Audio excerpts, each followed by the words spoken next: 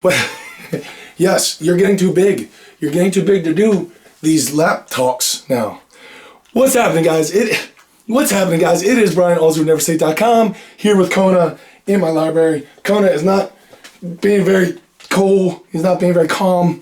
So I don't know how much longer this is going to last. But I did need to give you guys an update to the update. You want to go? You want to go? Go. All right. So I did need to give you guys an update about my shoulder. So I've been on antibiotics for about a week. To give you guys a little fill-in, so about a week and a half ago, I got cleared to start doing range of motion drills. And as you guys can see, range of motion is great. I feel absolutely great. My shoulder literally hasn't felt this good since before the surgery. I'm able to do things now that I couldn't do before the surgery, so that is absolutely excellent. And I cannot thank the doctors enough for doing such an excellent job. However, there have been complications. As you guys can see, I have a big lump on my shoulder. Now, I've been on antibiotics for about a week now, and it's actually gotten better. This has shrunk a good amount. Originally what we thought we'd do is Lancet. If you guys watched that video, that was pretty gross. And nothing but blood came out. So we realized that it's not full of like pus or infection. So we really didn't know what it was. So I got ordered an ultrasound to get a look at it to make sure it wasn't hardware, because this is where the anchor is for the screw holding my rotator cuff to the bone. It's actually screwed into the bone right there. So we just wanted to make sure that the screw was not backing back out. So we got an ultrasound, and those results were inconclusive. So because those results being inconclusive, they immediately ordered an MRI. So I had to get back in that tube and deal with that. So you come back up. Stop chilling on your tail, dummy. You want to put my hat on? Huh? You want to put my hat on? You want to put my hat on? There you go. You can put my hat on.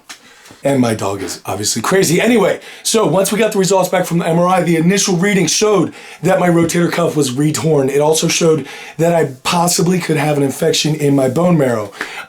These are all very bad things. So I made a doctor's appointment immediately and went in and saw him this morning, the actual surgeon, and he says that he thinks the rotator cuff is actually still in pretty good shape.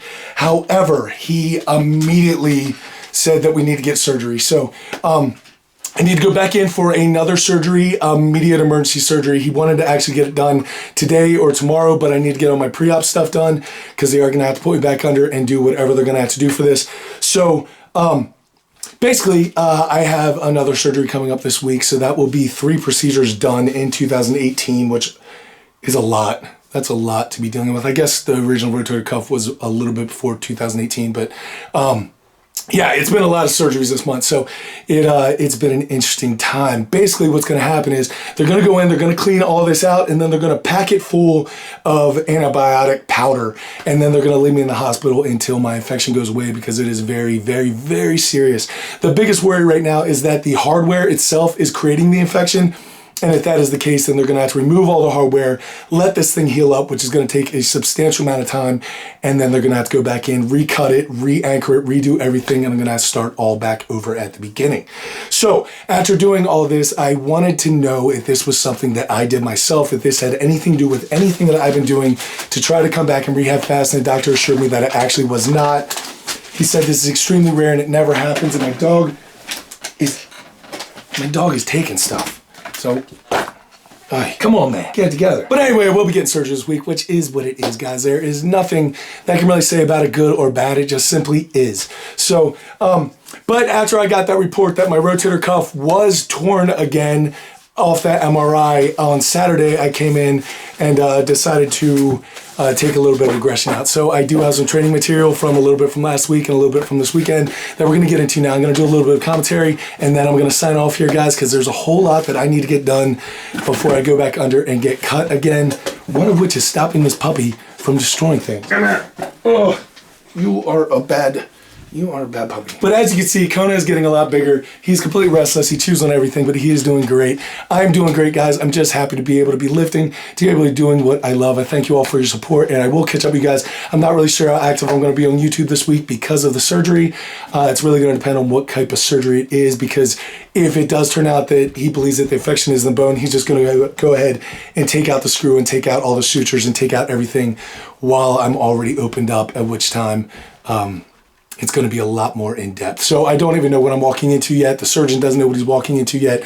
Right now it's all about pre-op, blood work, and just mentally preparing. Stop, man, come on. Just let me finish the video. But my spirits are high, guys. I could be upset about it. I could be mad, but pretty much I'm just dealing with things as they come, because sometimes this is how life goes. So I'm not really sure when I'm going to catch up with you guys. It could be in a couple days. It could be a week from now. I'm not really sure, but as soon as I can get back here, I will get back here. Stop, man. But until I see you again, go out and do something amazing in your lives. Keep working hard, people. Be nice to each other. Hang in there, and I'll catch you on the flip side. All right, people, what is going on? And welcome to the commentary. I'm sorry for another commentary, but it just is what it is right now because there's so much other stuff going on. So, you guys are joining me for the front SSB box squat. Now, I know this might seem a little odd to some of you, and of course I was doing a giant set, so I was getting some kettlebell swings, and this is actually really cool because this is the first time I've been able to swing with both arms, and my range of motion has improved greatly, and in between, I was getting glute ham raise halos without the plate, but if any of you are wondering what glute ham raise halos are, that is them, except you have a plate behind your head. Now, back to the SSB, good front squat morning thing. Anyway, it basically what is happening is I had the SSB bar turned around so that it is actually forcing itself down on my shoulder so it can stay on there because my mobility is not good enough to get in a traditional front rack position right now. And so this can be a really great tool for people to use if they do not have good mobility in their shoulders or their wrists so they can't do normal front squats. Now, doing these to a box with my feet close together, I'm doing these front box squats with a deadlift stance, and that's supposed to help a lot of power off the floor for your deadlift. So basically two reasons why I'm doing it are number one, it's not hurting my shoulder, and then number two, I am trying to build up my deadlift. So this is 390 pounds, which is not a big deal on the front squat for me. Doing the little pause on the box definitely does take a little bit because you don't get that same stretch response. But really enjoying getting back to lifting. This is probably my second week actually being semi-regular in the gym, getting back after it as far as lifting is concerned. And this was Wednesday. On Monday, I had some doctor stuff that I had to take care of that evening. I spend more time in doctor's appointments and tests right now than I could even describe to you guys. But my top set here ended up being 450 pounds. Felt pretty good, to be completely honest. Just trying to drive my knees out, really focusing on my brace. Guys, if I can give you one tip for the squat is to not worry about your legs. Your legs will take care of themselves. They are plenty strong. If you fail a squat, it's typically in your core. So really focus on your brace because that is going to make a bigger difference than anything. Which brings us to Saturday, which I mentioned in the intro. I was a little salty this day. I got that news Wednesday night. So after that front squat workout, I actually went to go get my MRI that night.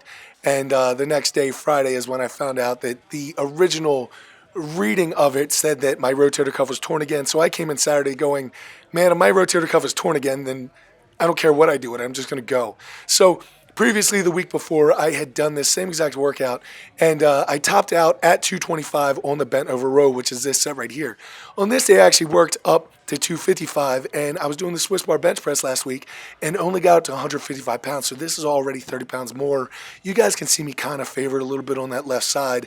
And since my bar path is kind of screwed up because of my stability and stuff, I do hit that Swiss bar on the J-hooks a good bit during all of my sets. And so it always bumps it out forward, and then it's a massive fight to get it back because that is a painful position for my shoulder right now. But here it's 245 on the bent over row, my shoulder having absolutely no pain, no problem. Now, I wish I could tell you that the Swiss bar bench press was not a painful thing, but it is absolutely super painful. The stabilization alone feels like 400 pounds, man. It's just so crazy. But I'm just trying to keep my elbows really tucked, so I'm grabbing a couple handles in from the sides, and this Swiss bar has actually been a godsend for this shoulder injury. People use it all the time anyway, but for me personally, I can't rotate my shoulder out enough right now to really get under a traditional bar, so I'm just so happy that I'm able to do that. Now, this is my top set of 250 pounds. I only got it 4 times, not because I couldn't do it. Believe it or not, the weight is not that bad. You guys can see it moves fine. It's just the stability is not there because the shoulder is still held together with glue, gum, and a screw. So I only get 4 because I hit the rack pretty hard and then had to bump it out. So I didn't want to chance it after that, so I went into that. Now, here is the real test. Now, this is a farmer's walks, last man standing, and basically what it is you grab a bunch of your friends or training partners or enemies because this is no fun at all, and then you all do a 50-foot farmer's walk. Now, we had 200 pounds in each hand there, and we all just line up, and you get as much rest as it takes for the other person to go. And then as people drop out, you can quit at any time. As people drop out, you get less rest. But it is a pretty cool group when you come visit the gym. Like that's Gavin. He's a pretty regular gym. He comes at least once a month. He is in the military. He lives far away. This is Bobby. He's a visitor gym. He comes every once in a while. But it's kind of strange. Like, that is Maryland Strongest Man, Current right there, the 231 champ. Nick is the national champion. This guy getting ready to pick up the Farmers Handles is Brian Shaw's coach, who's getting ready to help train him for the Arnold. He's leaving for Colorado this week. You see me taking off here. Olu, Nigeria's strongest man, he's been the world's strongest man. It's a pretty cool thing when you can go to a gym and that is the caliber of people that you're going with, and they're just all being so cool to you. Guys, I do thank you for watching this video.